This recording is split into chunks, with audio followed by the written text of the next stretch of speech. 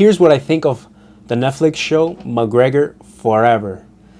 This show is, it's honestly a good documentary. Is that what you call it, or reality? No, it's a good documentary. Documentary, okay. I gotta say, this is a good documentary. I'd give it a 8 out of 10. Or a 8.5. It's a great show.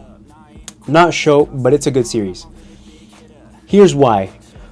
It's no secret that every MMA fan basically knows the story and the resume of Conor McGregor. And although the show basically starts from McGregor's, it starts from, I think I don't remember. I watched it last week, but it starts from the Khabib fight. I think, yeah, it starts from the Khabib fight, because McGregor did have he had a movie years before it was like a long time ago. I forget what it's called. I think it was The Notorious. The documentary shows us McGregor's career of basically his featherweight. Like it talks a little bit about him before coming to the UFC, and then it talks about him in the UFC. It shows us like Jose Aldo fight, the Chad Mendes fight. It shows us like the behind the scene things, and it basically ends with the Nate Diaz second fight, because it goes over the Nate Diaz first and then Nate Diaz second, and then it ends there, because like a little bit after, he gets off MMA, he fights Floyd, and then he fights Khabib and loses. So what McGregor Forever, this Netflix series, what it does is that it basically resumes his career from where it left off in the movie. Because in the movie it leaves off at the Nate Diaz second fight, and then after that it ends. But this series starts, actually, it skips the Floyd part and it goes straight into the Khabib fight, and it shows us like basically the behind the scenes. It shows us like what McGregor's doing, not everything, right, but it shows us like what he did prior to the fight, what he did to prepare. It shows us like a little bit of the sparring, and in the first episode it shows us, not to spoil it, although there's nothing really to spoil because we all know McGregor's life, or at least like his career life, and he breaks his toe actually in a sparring fight with one of his teammates. I think he breaks it because he landed badly in a takedown or something like that.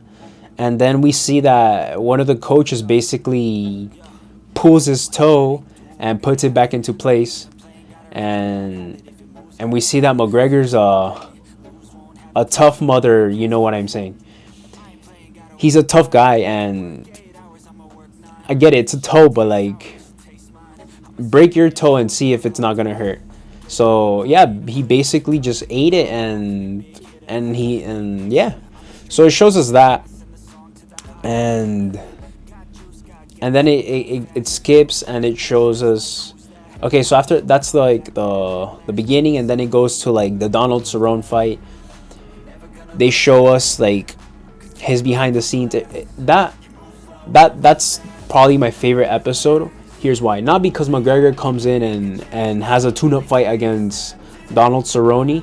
It's not that. It's just it shows us like the human side of McGregor. It shows us that after the Khabib fight, McGregor was basically, he fell into like depression, and his mind wasn't in the sport at that time. But it basically shows us that like days after it, he was still training. This guy was like training with his team, of course, with like the fancy equipment and all that, the fancy gym and all that stuff, but the guy's putting in the work. Like the guy, that's one thing I have about McGregor. I've never seen McGregor out of shape. Like you'll never see McGregor like fat. Like he's like maybe max like bulked, but he's still built like a lot of muscle. So that's one thing that we see about McGregor. Like he's always like in shape. He always tries to stay in shape. He always tries to like do something. The guy's he's an athlete, so he's always training. And we see that prior to like the Donald Cerrone fight, like prior to like the fight even like before that fight was even like called or anything, like he was still training and training. Like after the Habib fight, he was still training. He said it himself. He was basically in fight shape. But what happened was that he got an injury. That's what it was. He got an injury. Geez, I don't remember where. I think it was. Oh yeah, he broke his hand. So he broke his hand during like training, like sparring training, and he couldn't fight. He was doing what he could with his injuries, which, I mean, it teaches us a lesson that no matter what, like try to keep working. Let's say if you injured your knee, do something that doesn't involve your knee. Like that's something we can all take away from that series. But again, like it shows us the human side of McGregor. I don't want to go over it because some of you guys probably haven't watched the series, and I don't want to get like striked or anything for copyright or whatever. But basically, like the main part was that for me. That was my favorite part of the series. That it was McGregor's basically, you know, journey from the Habib fight to the Donald Cerrone fight. That he had his hand injury, and slowly but surely he still kept training. He would do like, he had to use a rowing machine in a different way because he had a broken hand. And then we see that, you know, time passes, and then he calls out the fight publicly that he's gonna fight Donald Cerrone. You know, he goes in and he kicks the guy's ass, and it's a great comeback. And then later on, you know, we see like the Dustin Poirier fight, the Dustin Poirier second fight when McGregor gets knocked out, when he loses. And then we see that shift of nice guy to like vintage Conor, of like wild, bad mother F. And we see that, we actually do see that before the third fight against Dustin Poirier, McGregor actually did have problems in his shin, which is something that he did tell us, but we didn't believe. We thought it was, you know, like an excuse or something. No, but he did have something. He would go to his doctor, his surgeon, and talk about it. And I think, I mean, the most logical thing was that McGregor did do his camp without, like, he did spar without like shin pads, so maybe that caused an impact. But like during camp, McGregor would wear like this. He would wear like a padded sleeve on that shin that was basically giving him problems. So we see that he goes into the fight with the shin having, you know, tears, and then we see what happens. So what I do like about this series is that, you know, it shows us, although as MMA fans, every MMA fan knows who Conor McGregor is, but it's not like we don't know his resume or anything like that. It's not like there's like a surprise or anything. What this series does is that it goes over the behind the scenes of Conor McGregor before his fights. Not all of it, but a little bit. It goes through a little bit of his behind the scenes of each fight up to the most recent one, which was the Dustin Poirier one. And I think it's great. Here's why. Not because it's like, oh my god, like it's suspense for any, no, because it's a documentary. But what it does is that since Conor McGregor is like the biggest name in mixed martial arts, he basically is the face of the UFC.